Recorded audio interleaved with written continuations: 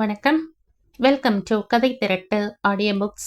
இந்த வீடியோவில் நம்ம என்ன கதை கேட்க போகிறோம்னா, நிலா கால முற்றம் கதையின் 2வது பகுதி. நம்ம சேனலை இது வரைக்கும் சப்ஸ்கிரைப் பண்ணாதவங்க சப்ஸ்கிரைப் பண்ணுங்க. பக்கத்தில் இருக்கிற பெல் ஐகானை கிளிக் பண்ணி ஆல்ங்கிற ஆப்ஷனை ப்ரெஸ் பண்ணுங்க. ஹைப்புங்கிற ஆப்ஷனை கிளிக் பண்ணி இந்த வீடியோவை ஹைப் பண்ணுங்க. வாங்க கதைக்குள்ள போகலாம். மறுநாள் இன்னும் சில நண்பர்களை போய் பார்த்து உரையாடினான் மாதவன். எல்லோரும் நல்ல நிலையில் இருந்தார்கள். ஒரு சிலருக்கு திருமணமும் ஆகியிருந்தது. சாரிடா, இன்விடேஷன் அனுப்ப விட்டு போயிடுத்தோ என்று சமாளித்தார்கள். படிப்பும் முன்னேற்றமும் பண தேவைக்கான அலைச்சல்களிலும் நட்பு நிறம் மங்கி போயிருப்பதை மாதவனால் உணர முடிந்தது.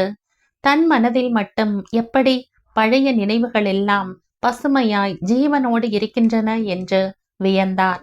இதே போல்தான் மற்றவர்களுக்கும் இருக்கும் என்று நினைத்து சென்றவனுக்கு ஏமாற்றம்தான் மிஞ்சியது. அவர்கள் உற்சாகமாய்த்தான் பேசினார்கள், உபசரித்தார்கள் என்றாலும் நீண்ட நாட்களுக்கு பிறகு இது முதல் சந்திப்பு என்பதால் இந்த உற்சாகம் என்பதுதான் உண்மை. இது தொடருமா என்பது சந்தேகம்தான். வரட்டுமா என்று அவன் கிளம்பியதும் ஓகே என்று கை குலுக்கி அனுப்ப தயாராகிவிட்டார்கள். மற்றபடி வேறு எதுவும் விசாரிக்கவும் இல்லை, மறுபடியும் சந்திப்போம் என்னும் ஆவலோடும் கூறவில்லை. அம்பி ஒருவன்தான் அப்படியே இருந்தான். அந்த வரைக்கும் சந்தோஷப்பட்டான் மாதவன். மற்றவர்கள் ஏன் மாறிவிட்டார்கள் என்று யோசிக்க முற்படவில்லை. உலகம் புதிர்கள் நிறைந்தவை. எல்லா புதிர்களும் ஜீவித காலத்திற்குள் அமிழ்ந்து விடுவதில்லை. அவற்றை பற்றி யோசிப்பதினால் எவ்வித பயனும் ஏற்பட போவதும் இல்லை. சில கேள்விகளுக்கு விடை தேடாமல் இருப்பதே உத்தமம். சீக்கிரமே வீட்டுக்கு வந்து விட்டான். சாப்பாடு ஆச்சா இல்லையா? உள்ளே நுழையும் போதே மாமி கேட்டாள். இன்னும் இல்ல. மணிகண்ட எங்க? காத்தாடி பண்றேன் பேர் வழின்னு வீட்டை குப்பை ஆக்கின்றிருக்கான். சாப்பிட்டுட்டே போயேன். மேல எல்லாம் சூடா இருக்கு. மாதவன் மறுக்கவில்லை. மாமியை பின்தொடர்ந்து அவர்கள் வீட்டுக்கு சென்றான். வீட்டை பளிச்சென்று வைத்திருந்தார்கள். ஹாலில் பெரிய தஞ்சாவூர் ஓவியம் ஒன்று மாட்டியிருந்தது. தன் சக தர்மிணிகளுடன் கிருஷ்ணன் அலங்கார பூஷிதனாய் நின்றிருந்தான். அவன் நின்றிருந்த மாடத்திற்கு பின்னால் தூரத்து யமுனா நதி பௌர்ணமி நிலவில் பளிச்சிட்டு கொண்டிருக்க ஓவியம் தத்ரூபமாயிருந்தது. மாதவன் அதையே ரசித்து பார்த்து கொண்டிருந்தான். எங்க சாரு போட்டதுதான். இன்னும் 4-5 படம் பூஜை உள்ளில மாட்டியிருக்கு.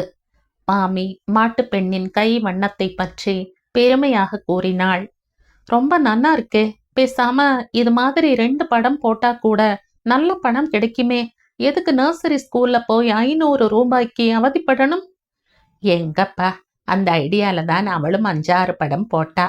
பாவம், தாலி கொடிய அடமானம் வச்சு அந்த பணத்துல கல்லும் கோல்டு பேப்பரும் போர்டுமா வாங்கி ராப்பகலா பாடுபட்டு 4-5 படம் போட்டதுதான் மிச்சம். விற்க போனா எல்லாரும் அடிமாட்டு விலைக்கு கேட்கறா. அடக்க விலையை விட கம்மியா கேட்டா என்ன செய்ய? இவ்வளோ நுணுக்கமா வேலைப்பாட்டோட போட்ட படத்தை அப்படி நஷ்டத்துக்கு கொடுக்க வேண்டாம்னு விட்டார் எங்க அத்து மாமா. 5 படமும் இங்கேயே மாட்டியாச்சு. அடமானம் வச்ச செயினுக்கு வட்டி கட்டுற செலவும் புதுசா சேர்ந்துதான் மிச்சம். பணக்காரானோட ஷோரூம்ல யாரும் பேரம் பேச மாட்டா. 10 ரூபா சாமானை 100 ரூபா கொடுத்து வாங்கிட்டு போயிடுவா. பேரமெல்லாம் உண்மையா உழைக்கிற ஏழை பாழைகள் கிட்டதான். அதையும் நம்ம நடுத்தர வர்க்கத்தை சொல்லு. நாய் படாத பாடுதான். மாமி சொல்ல சொல்ல வேதனையாக இருந்தது. சாரு இலை கொண்டு வந்து போட்டு நீர் ஊற்றி துடைத்தாள். இந்த படம் என்ன விலை இருக்கும்? மாதவன் கிருஷ்ணன் படத்தை காட்டி கேட்டான். அடக்கு விலையே 4000 ரூபாய் வரைக்கும் ஆகியிருக்கு. ஷோரூம்ல 10,000க்கு குறைச்சலா இது மாதிரி வாங்க முடியாது. நான் 7,000 தான் விலை சொன்னேன். அப்படியும் வாங்க ஆளில்ல. மனசு இல்லைன்னு சொல்லுங்கோ. மாமி சொல்ற மாதிரி பல பழன்னு ஷோரூம்ல வச்சு சரிகை பேப்பர் சுத்தி வித்தா பனங்கிழங்கை கூட 100-200ன்னு கொடுத்து வாங்கிட்டு போய் திம்பாளை தவிர அதோட உண்மையான விலையை பத்தி யோசிக்க மாட்டா. நீங்க வருத்தப்பட வேண்டாம். எனக்கு நிறைய வெளிநாட்டு நண்பர்கள் இருக்கா. இந்த 5 படத்தையும் நல்ல விலைக்கு வித்து தர வேண்டிய பொறுப்பு என்னோடது. தவிர இன்னும் நிறைய ஆர்டர் பிடிச்சும் தரேன். நீங்க இதைய தொழிலா வச்சு தைரியமா இறங்கலாம்.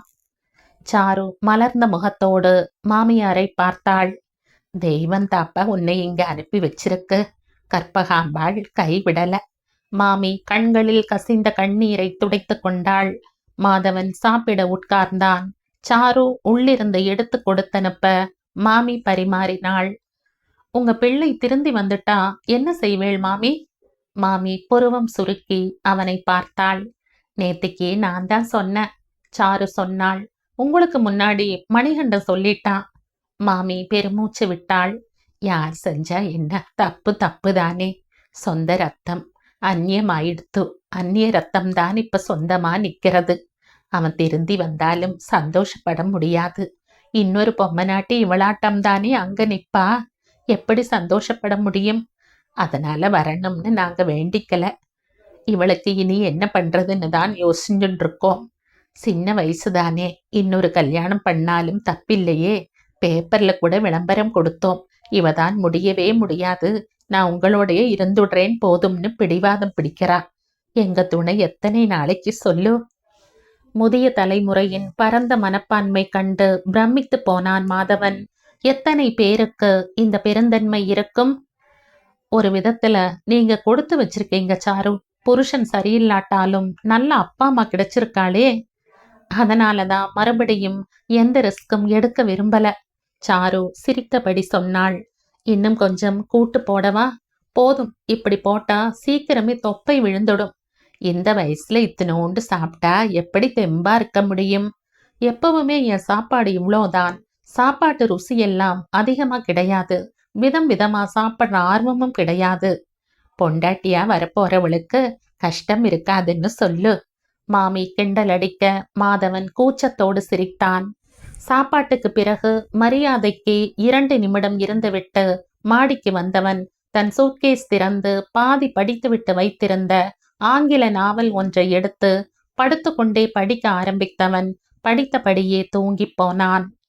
5 மணிக்கு கதவு தட்டும் சப்தம் கேட்டு சட்டென்று விழித்தவன் எழுந்து வந்து கதவை திறந்தான். காஃபி டம்ளரோடு நின்றிருந்த சாருவை உள்ளே அழைத்தான். நீங்க எதுக்கு சிரமப்படணும்? மணிகண்ட இல்ல? அவனுக்கு மூட் அவுட். காத்தாடி சரியா வரலையாம். இங்க கொண்டு வர சொல்லுங்கோ. காத்தாடி பண்ணி பறக்க விட்டு எவ்வளோ காலம் மாறது.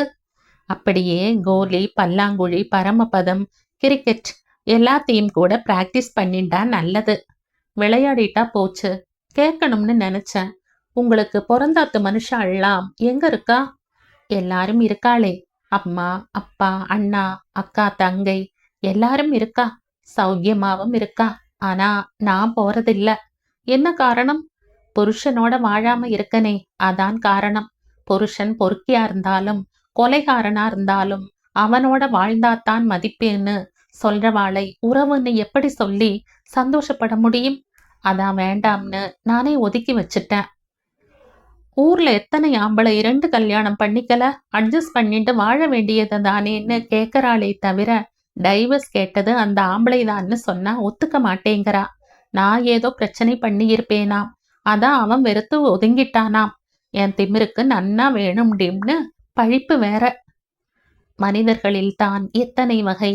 மாதவன் அவளை இரக்கத்தோடு பார்த்தான். நீங்க வேலையை விட்டிருக்கப்படாது. இனிமே அதை பத்தி பேசி என்ன? மற்றவாளுக்கு உபதேசம் வேணா பண்ணலாம், என் கதையை சொல்லி. போகட்டும், எல்லாமே நல்லதுக்குன்னு நினைச்சுட்டா மனசு சமாதானம் ஆயிடும். அது என்ன புக்? இங்கிலீஷ் நாவல் வேணுமா? படிக்கிறேளா? தமிழ்னா படிப்பேன். தமிழும் இருக்கு, தரட்டுமா? மாதவன் எழுந்து உள்ளே சென்று அலமாரியில் இருந்த 4-5 தடித்த புத்தகங்களை கொண்டு வந்து கொடுத்தான். கற்பனை கதையும் காதல் கதையும் நான் படிக்கிறதில்ல. இதெல்லாம் ஆழ்ந்த இலக்கியங்கள். மனித உணர்வுகளின் வெளிப்பாடுகளும் பிரதிபலிப்புகளும் வாழ்வியல் போராட்டங்களும் நிரம்பிய ஆழமான கதைகள், யதார்த்த இலக்கியங்கள். உங்களுக்கு பிடிச்சா படிங்க. தேங்க்ஸ், படிச்சுட்டு சொல்றேன். அவள் புத்தகங்களையும் காலி காஃபி டம்ளரையும் எடுத்துக்கொண்டு கீழே இறங்கி போனாள். அவள் போன 10 நிமிடத்திற்கெல்லாம் அம்பி வந்தான். வாடா, நீ சாப்பிட வருவேன்னு அம்மாவும் ராதாவும் சாப்பிடாம உட்கார்ந்துட்டு இருக்கா. அடடா, நான் வரேன்னு சொல்லலையேடா. எதுக்கு சிரமப்படுறா? கீழாத்து மாமி வேற இங்க சாப்பிடுங்கிறா. அன்பு தொல்லைகள்டா. மாமி கொடுக்கிற பணம் அவளுக்கு கொஞ்சம் உதவியா இருக்கும். அதான் இங்கேயே சாப்பிட்டுட்டேன். அம்மாவை தப்பா எடுத்துக்க வேண்டாம்னு சொல்லு. நான் மாத்துல சாப்பிடுறதுக்கு என்னடா, அடிக்கடி வருவேன், கேட்டு வாங்கி சாப்பிட்டுட்டு போறேன். எப்படியோ பட்னி கிடக்காம பார்த்துட்டா சரி. ராத்திரி எல்லாம் உங்க அப்பாவை பத்தி தான் யோசிச்சுட்டு இருந்த தெரியுமோ? அவர் கிடக்கார் விடு. தான் பிடிச்ச முசலுக்கு 3 கால்னு பிடிவாதம் பிடிக்கிற ஜாதி. எனக்கு என்னமோ அப்படி தோணல. அவர் மனசுல வேற என்னமோ இருக்கு. அது என்னன்னு தெரிஞ்சுக்க நீங்க யாராவது முயற்சி பண்ணி இருக்கேளா? ஆமா, கேட்டா அப்படியே மனசு திறந்து காட்டிடுவார் பாரு. அவளுக்கு ஒரு அடிப்படை குணமும் பிடிவாதமும் இருக்குடா மாதவா. அதையெல்லாம் மாத்திட முடியாது. நாய் வால் நிமிர்ந்ததா சரித்திரமே கிடையாது. சின்ன வயசுல இருந்தே அடங்கி அடங்கி போய் பழகியாச்சு. வேதம் படிச்ச வாயால கோபதாபத்தை வாங்கி கட்டிக்கப்படாதடான்னு அம்மா பயமுறுத்தி பயமுறுத்தி வளர்த்துட்டா. வயசுக்கு மரியாதை கொடுத்து தானே ஆகணும். மனுஷனுக்கு மேல தெய்வம்னு ஒண்ணு இருக்குன்னா அது இந்த மனுஷனை மாத்தட்டும்னு விட்டாச்சு. பொல்லாதவர் இல்ல, ஆனா இந்த பிடிவாதம் தான் புரியாத புதிரா இருக்கு. பால்ய விவாகம் வேண்டாம், சட்டத்தை நாமளாவது மதிப்போமேன்னு விட்டாச்சு. ஆனா இப்ப சட்டப்படி வயசு வந்தும் வர வரணியெல்லாம் தட்டி கழிச்சுட்டு இருந்தா எப்படி சொல்லு? பூத கண்ணாடி மாட்டிக்காத குறையா ஒவ்வொரு ஜாதகமா அலசி அலசி 9 கட்டங்களுக்குள்ள புகுந்து புறப்பட்டு ஒரு வழியாக்கி கடைசியில உதட்டை பிதிக்கிட்டு வேண்டாம்னு ஒதுக்கி வச்சுட்டு போனா எரிச்சல் வராம என்ன செய்யும்? பொண்ணை தரவாளும் பிள்ளையை பெத்தவாளும் எங்க ஜோசியன் நன்னா சேர்ந்திருக்குன்னு தானே சொன்னார். நீங்க இப்படி சொல்றேளேம்பா. வாயை திறக்கணுமே மனுஷன். கல்லுளி மங்கா மாதிரி உட்கார்ந்துட்டு இருப்பார். இப்பெல்லாம் யாரும் ஜாதகம் கூட கொண்டு வர்றதில்ல. வீட்டுக்குள்ளேயே வில்லனை வச்சுண்டு உனக்கு எதுக்குடா அம்பி கல்யாண ஆசைன்னு கிண்டல் பண்ணுவா. அம்பி அழா குறையாய் நிறுத்தினான். நான் வேணா உங்க அப்பா கிட்ட பேசி பார்க்கட்டுமா? உனக்கு வேற வேலை வெட்டி இல்லாட்டா அவர்கிட்ட போய் உட்கார்ந்து நேரத்தை கொன்னுட்டு வா. ஆனா அவர் வாயில இருந்து ஒரு வார்த்தை நீ பிடுங்கிட முடியாது. எழுதி வேணா தர, அதையும் பார்த்துடலாமே. வெட்டி வேலை. ஏன்டா அம்பி இவ்வளோ அவநம்பிக்கை? வேதத்துல மூழ்கி இருக்கிறவருக்கு நல்லது கெட்டது தெரியாதுன்னு நான் நினைக்கிறேன். அந்த பிடிவாதத்தை அசைக்க முடியாட்டாலும் அதுக்கு பின்னாடி இருக்கிற காரணத்தையாவது தெரிஞ்சுக்க முயற்சிப்போமே. வியாதி என்னன்னு தெரிஞ்சா தானே என்ன மருந்து கொடுக்கலாம்னு யோசிக்க முடியும். வியாதி என்னன்னு நான் சொல்லட்டுமா? கொழுப்பு, வேற ஒண்ணும் இல்ல. சம்பாதிச்சதெல்லாம் கொட்டி கொடுக்கணுமேன்ற பயம். இந்த வாழ்க்கை நிம்மதியா இருக்கு, எதுக்கு கெடுக்கணுங்கிற நினப்பு. அப்படியெல்லாம் சொல்லாதடா. மாமாவை பார்த்தா அப்படி தெரியல. உனக்கு கல்யாண ஆசை ஜாஸ்தி ஆயிடுத்துன்னு நினைக்கிறேன். அதான் கோவமா வரது அவர் மேல. ஏன் வயசுக்கேத்த ஆசை வர்றது தப்பானா? என்ன சொல்றையே? உனக்கு இல்லைன்னு சொல்லு கல்யாண ஆசை. தாராளமா இருக்கு. பண்ணிக்கோ பண்ணிக்கோன்னு ஆத்துலையும் பிடுங்கிண்டு தான் இருக்கா. அப்புறம் என்ன, பண்ணிட்டு செட்டில் ஆயிட வேண்டியது தானே. கல்யாணம்ங்கிறது சரீர பரபரப்பு அடங்குறதுக்காக மட்டும் இல்லடா அம்பி. உணர்வுகள் ஒத்து போகணும். எந்த சூழல்லையும் எத்தனை வயசானாலும் காதல் குறையவே படாது, அலுப்பும் தட்டப்படாது. அப்படி ஒரு வாழ்க்கை அமையறது தான் உண்மையான கல்யாணம். அதான் எனக்கு வேணும். நாம் பார்க்கிற 100க்கு 80 பேர் கொஞ்ச காலத்துக்குள்ளேயே அலுத்து போனவாளாதான் இருக்கா. விரிசலை மறைச்சுண்டு வாழறவாளா இருக்கா. பாதி பேர் ஏதோ குழந்தைகளுக்கோசரம் சேர்ந்திருக்கோம், மத்தபடி அந்யோன்யம் எல்லாம் விட்டு போய் எத்தனையோ வருஷம் ஆச்சுங்கிறா. இந்த சலிப்பும் விரிசலும் ஏன் உண்டாறது? யார் காரணம்னு முதல்ல புரிஞ்சுக்கணும். என் தாம்பத்தியத்துக்குள்ள எந்த சூழ்நிலையும் சலிப்பு வரவே கூடாது. அதுக்காக நான் எப்படியெல்லாம் என்னை தயார் பண்ணிக்கணும்னு உள்ளுக்குள்ளேயே பாடம் படிச்சுட்டு இருக்க. இதே மாதிரி விரிசல் விழப்படாதுன்னு நினைக்கிற பொண்ணுதான் வேணும்னு காத்துட்டு இருக்க. அம்பி ஒரு வினாடி அவனை வியப்போடு பார்த்தான். இதை பற்றியெல்லாம் அவன் ஒருபோதும் யோசித்ததில்லை. கல்யாணம் என்பது வாழ்க்கையில் காலா காலத்தில் நடக்க வேண்டிய சம்பிரதாயம் என்பதாக மட்டுமே நினைத்திருந்தான். தாலி என்று யார் கழுத்தில் கட்டினாலும் அந்த வினாடி உறவும் அன்பும் ஏற்பட்டுவிடும் என்பது அவன் எண்ணம். அப்படித்தான் இங்கே பாதி பேர் புருஷன் மனைவியாகி வாழ்ந்து கொண்டிருக்கிறார்கள். அதில் என்ன கெட்டுவிட்டது? அம்பி யோசித்தபடி அவனை பார்த்தான். ஒரு பொம்மை நாட்டிய பார்த்தா தெரிஞ்சிடுமா அவளுக்குள்ள என்ன மாதிரி உணர்வு இருக்குன்னு? 100க்கு 100 யாரோட மனசையும் யாராலையும் தோண்டி பார்த்து புரிஞ்சுக்க முடியாதுதான். ஆனா ஒரு சில விஷயங்களை வச்சு ஓரளவுக்கு புரிஞ்சுக்க முடியுமில்ல. விளக்கமா சொல்லு பாப்போம். இதெல்லாம் விளக்க முடியாத விஷயங்கள்டா அம்பி. இதுக்கு மேல இத பத்தி பேச இப்ப அவசியமும் இல்ல. ஒண்ணே ஒண்ணு மட்டும் நிச்சயம் சொல்வேன். நாம ஈடுபடுற எந்த காரியமானாலும் அது உடம்பை மட்டும் திருப்திப்படுத்தினாலோ சந்தோஷப்படுத்தினாலோ அது சரியான சந்தோஷம் இல்ல. ஆத்மா சந்தோஷப்படணும், திருப்திப்படணும். அப்படி பட்டுட்டா சத்தியமா மரணம் வரை சலிப்போ விரிசலோ ஏற்படாதுன்னு நிச்சயமா சொல்லலாம். வாழ்க்கைங்கிறது உடம்பால வாழறதுன்னு நினைக்கிறவாளுக்கு சலிப்பு சீக்கிரமே வந்துடும். ஆத்மாவால வாழறவாளுக்கு மரணமே கிடையாது. அப்படி யாராவது வாழ்ந்திருப்பாங்கிற? அம்பி மடக்கி கேட்டான். இதுக்கு உதாரணமா ஒரே ஒரு ஆளை சொல்லலாம். எனக்கு புரிஞ்ச வரை பாரதியார் அப்படித்தான் வாழ்ந்திருக்கணும். அவருடைய கவிதைகள் எல்லாம் ஆத்மாவின் சந்தோஷங்கள், பரவசங்கள், குமுறல்கள், ஆவேசங்கள். அவருடைய எந்த ஒரு வரியும் உதட்டல இருந்து வந்ததில்ல. ஆத்மாவால் உணர்ந்து அனுபவிச்சு வடிக்கப்பட்ட வரிகள், பொய் கலப்படமற்றவை. அதனாலதான் ஜீவனோட இருக்கு. எல்லாரோட வாழ்க்கையிலையும் எந்த சிச்சுவேஷனுக்கும் ஏத்த மாதிரி ஒரு பாட்டு அவர் எழுதி வச்சுட்டு போயிருக்காருன்னா அது ஆச்சரியமான விஷயம் தானே. கல்யாண பேச்சு கடைசியில பாரதியார் கவிதைகள்ல வந்து நின்னுடுத்து பார். சரிடா, நான் கிளம்புறேன். குளத்தங்கரையில 4-5 பேரை மீட் பண்ணி நாளைக்கு பிழைப்பை பத்தி பேசணும். வரட்டுமா? அம்பி எழுந்தான். நாளைக்கு சண்டே தானே, அங்க வந்துட சாப்பிட. கடவுளே, சாப்பிடவா சாப்பிடவான்னு அதுக்கு மட்டும்தான் கூப்பிடணுமா? அதுவும் தானடா முக்கியம். ஒரு ஜான் வயிற்றுக்கு தானே லோகம் பேயா உருண்டுன்னு இருக்கு. என்னால முடியாது, இருந்தாலும் வரேன். ஸ்பெஷல் ஐட்டம்ஸ் எதுவும் வேண்டாம். ஒரு பிடி மோருஞ்சாதம் எதேஷ்டம். யாரையும் சிரமப்படுத்த வேண்டாம். நான் அங்க வரது சாப்பிடல, உங்க அப்பாவோட பேச. நாளைக்கா? வேணாம்டா மாதவா, எனக்கு பயமா இருக்கு. நீ பயப்படும்படியா நான் எதுவும் பேச மாட்டேன். நீ கண்டுக்காம வேடிக்கை பார். மாதவன் அவனை அனுப்பி வைத்தான்.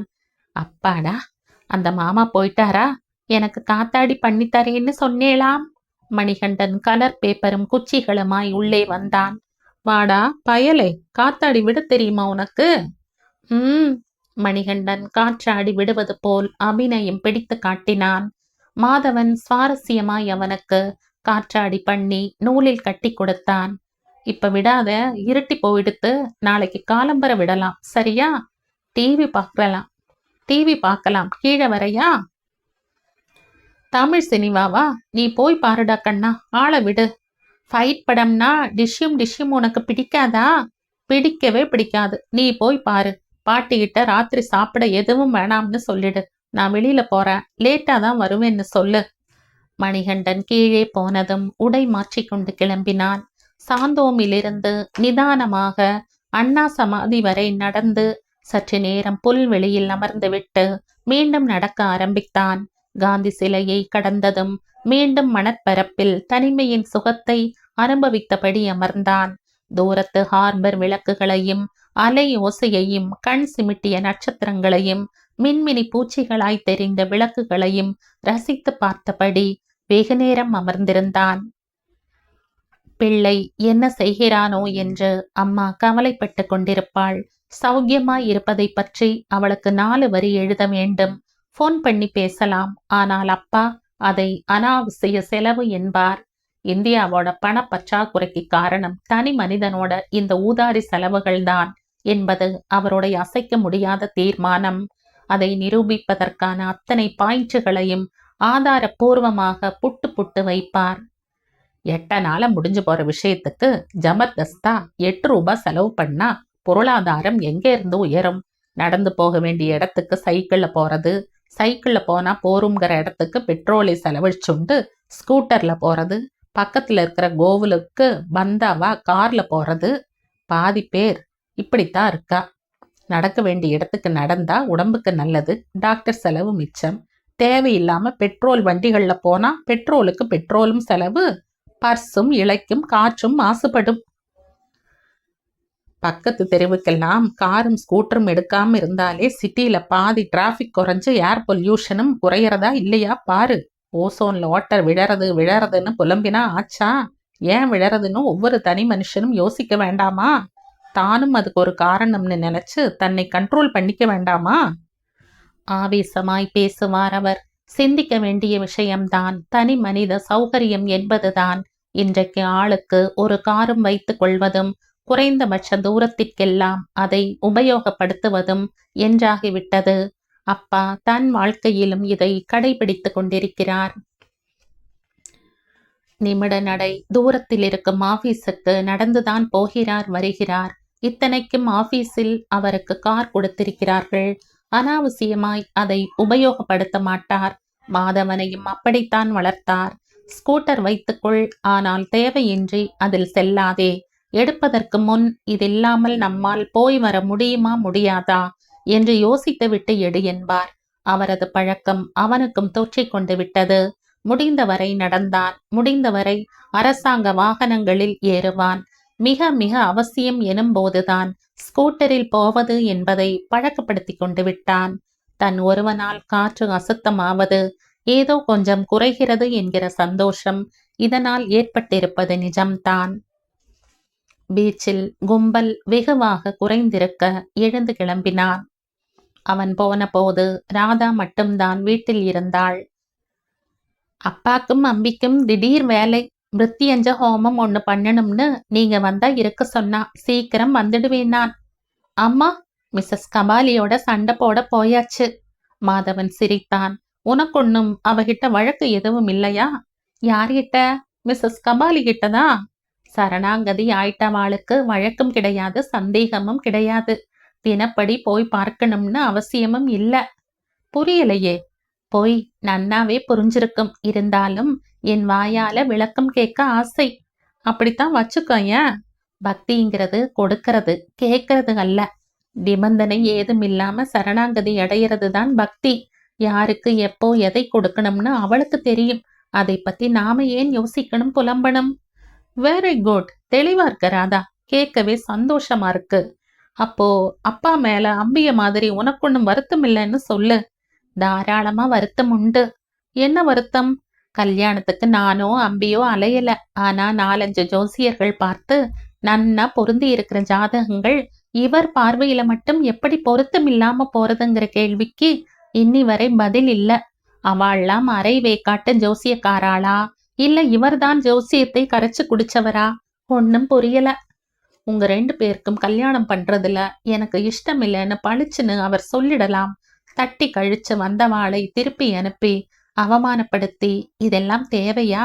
இந்த வருத்தம் எனக்கும் அவர்கிட்ட நிறையவே உண்டு. மாதவன் யோசித்தான். ராதாவும் அம்பியும் சொல்ல சொல்ல கணபதி மாமாவை நினைத்து ஆச்சரியம் ஏற்பட்டது. ஒரு தகப்பன் என்ற முறையில் அவர் தன் கடமைகளிலிருந்து நழுவுகிறார் என்று அவனால் சட்டென்று ஒரு முடிவுக்கு வந்துவிட முடியவில்லை. தன் குழந்தைகள் மீது அவருக்கு அன்போ அக்கறையோ இல்லை என்று சொல்லிவிட முடியாது. சின்ன வயதில் அம்பியும் ராதாவும் கேட்டு அவர் எதையும் மறுத்ததாய் நினைவில்லை. குழந்தைகளுக்காக பணம் செலவழிக்க அஞ்சியதும் இல்லை. வருடத்திற்கு 3 பட்டு பாவாடைகள் எடுப்பார். ராதாவுக்கு கூலிங் கிளாஸா, ரிஸ்ட் வாட்சா, சைக்கிளா, மைனர் செயினா? அம்பி கேட்ட மறுநாள் அவன் கையில் இருக்கும். மாமி கேட்டும் எதையும் மறுத்ததில்லை. மிக்சியா, கிரைண்டரா, ஃப்ரிட்ஜா, இன்னும் என்னென்ன சௌகரியங்கள் வேண்டுமோ கேட்டு வாங்கி கொடுப்பார். மனுஷ வாழ்க்கை எப்படியெல்லாம் முன்னேறும், என்னெல்லாம் கருவிகள் அவன் கண்டுபிடிப்பான்னு எல்லாம் கூட வேதத்துல சொல்லி வச்சிருக்குடி. அதைத்தானே நாம வாங்குறோம். அனுபவிக்க வேண்டியது எல்லாம் தெம்பிருக்கும் போது அனுபவிச்சுடணும். மாமியிடம் தமாஷாய் கூறுவார். அப்படிப்பட்ட மனிதர் என்ன காரணத்தினால் மிக முக்கியமான ஒரு விஷயத்தில் தட்டி கழிக்கிறார் என்று புரியவில்லை. மாமாவின் செயல்களுக்கு பின்னணியில் நிச்சயம் வலுவான ஏதோ ஒரு காரணம் இருக்க வேண்டும் என்று மட்டும் உள் மனது சொல்லிற்று. ஹலோ, என்ன பலமான யோசனை?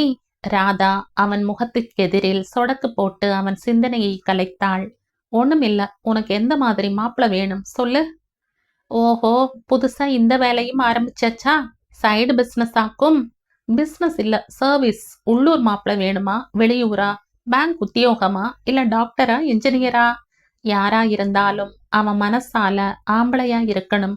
கடைசி வரை என் மனசை காதலிக்கிறவனாக்கணும். தோல் சுருங்கி கண் பார்வை போய் கன்னம் குழி விழுந்துட்டாலும் என் மேல உள்ள காதல் குறையப்படாது. ஆனா இதெல்லாம் கனவுதான் மாதவா. எங்க கிட்ட சொல்ல முடியாத விஷயங்கள் அதான் உங்ககிட்ட சொல்லிண்ட.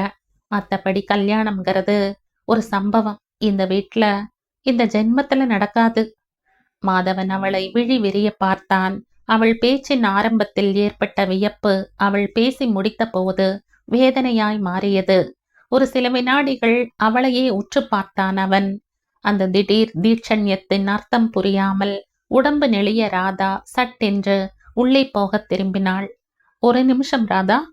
என்ன? அவள் திரும்பாமல் கேட்டாள். திரும்பினால் எங்கே மறுபடியும் அந்த தீட்சண்யம் தீண்டுமோ என்ற படபடப்பு. இப்படி திரும்பி என்னை பார்த்தா தான் சொல்லுவேன். நேற்று இல்லாத புது விதமான லஜ்ஜை திடீரென்று இப்போது எப்படி வந்தது என்று புரியாமல் அவள் திரும்பினாளே தவிர அவனை நேருக்கு நேர் பார்க்க முடியாமல் தவித்தாள். கண்கள் அலை பாய்ந்தன.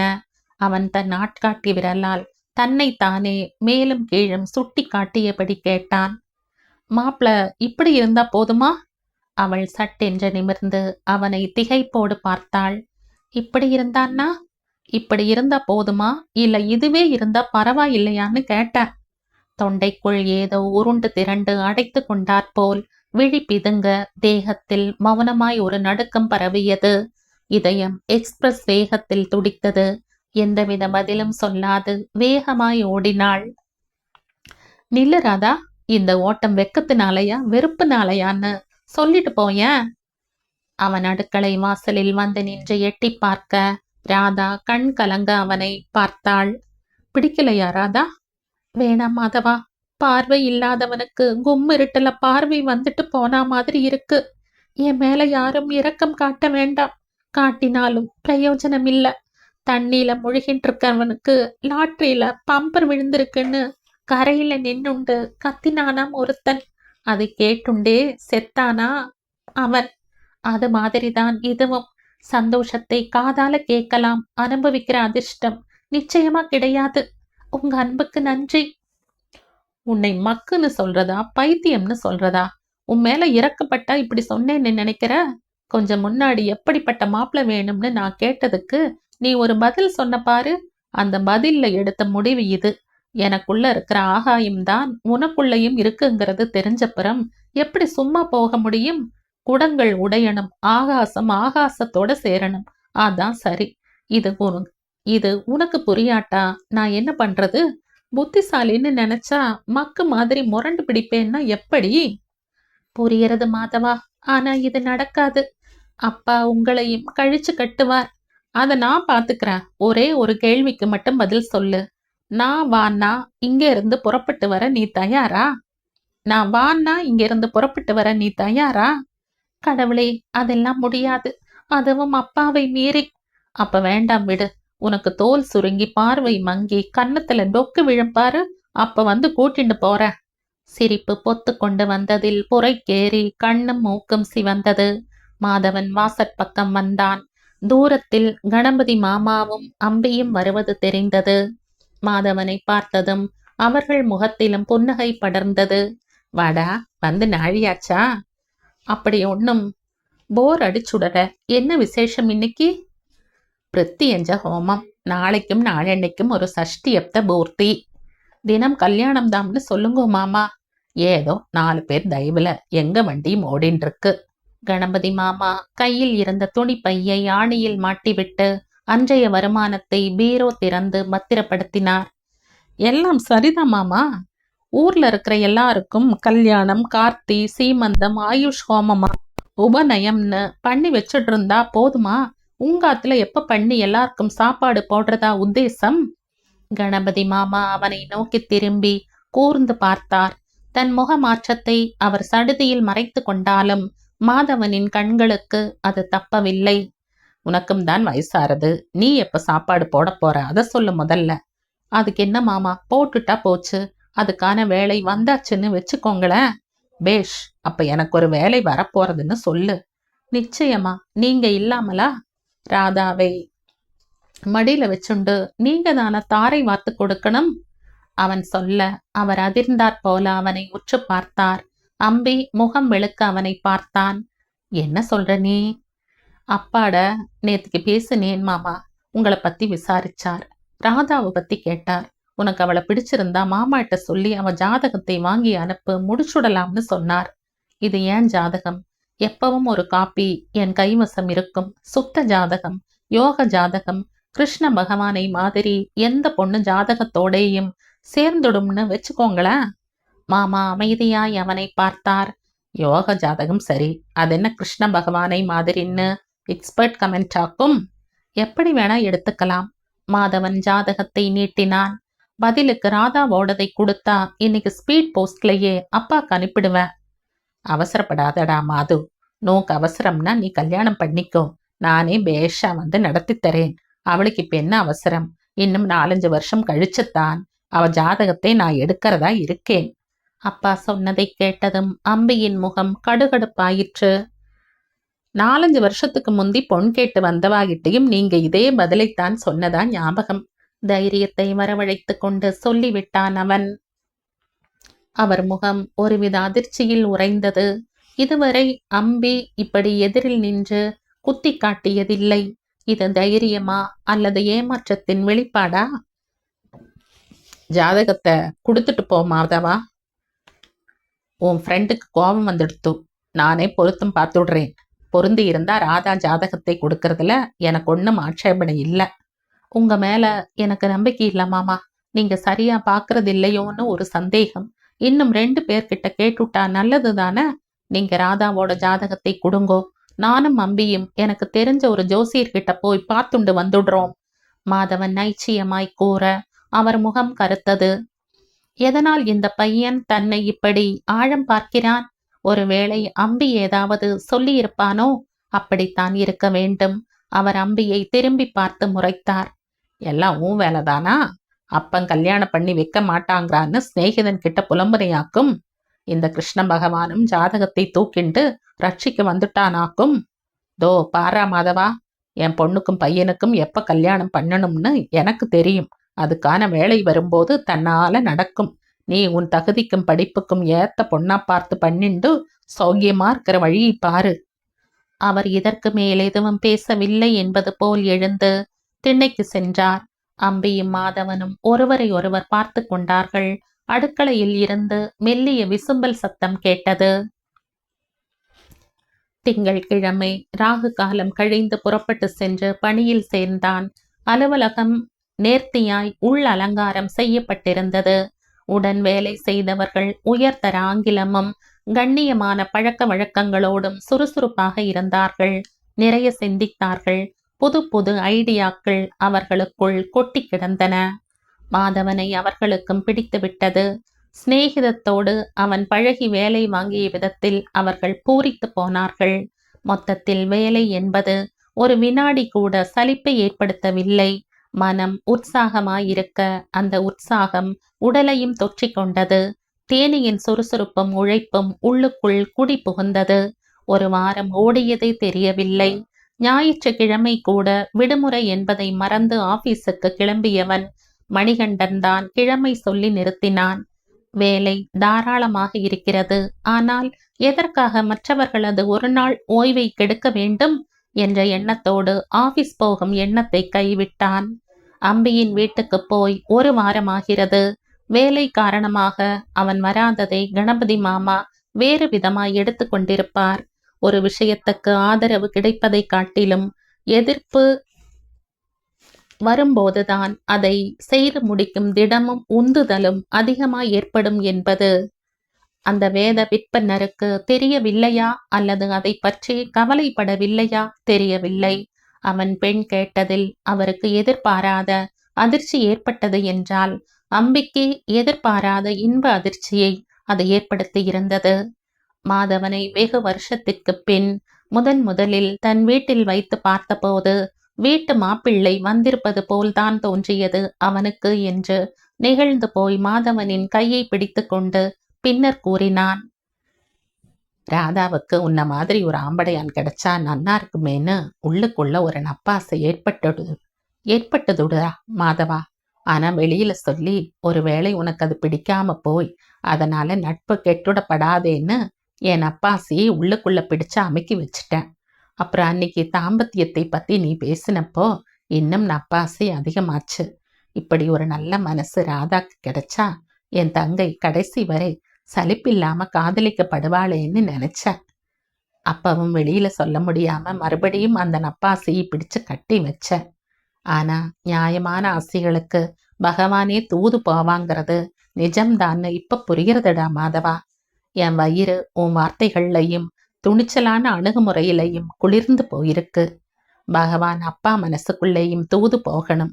இந்த கல்யாணம் மட்டும் நல்லபடியா நடந்துட்டா அந்த கபாலீஸ்வரன் உற்சவ மூர்த்தியா வலம் வர இந்த 4 மாட வீதியையும் 1008 முறை வலம் வந்து வணங்குவேன்.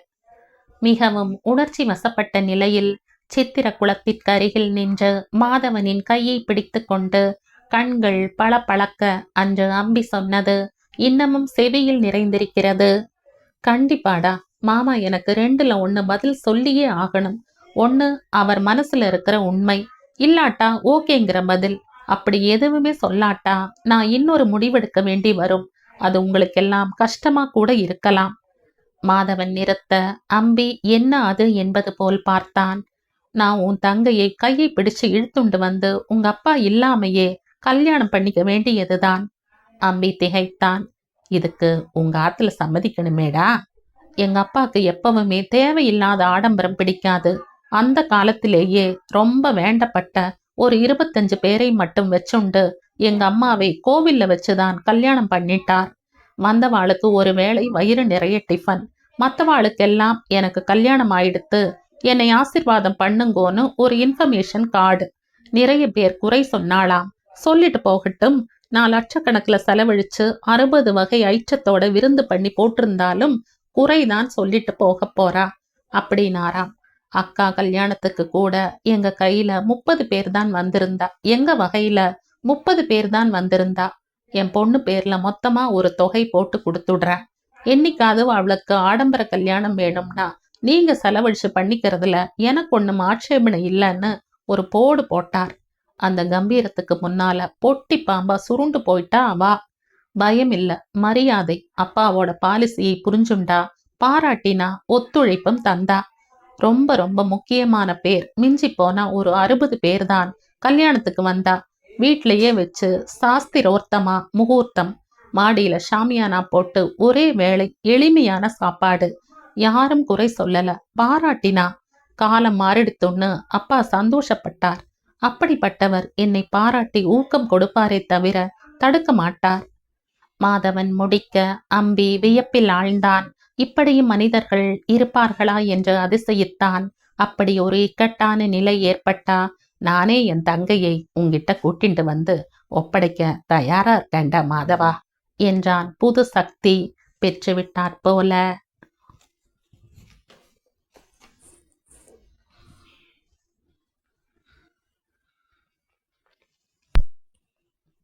இந்த கதையின் தொடர்ச்சியை அடுத்த பதிவில் கேட்கலாம். நன்றி.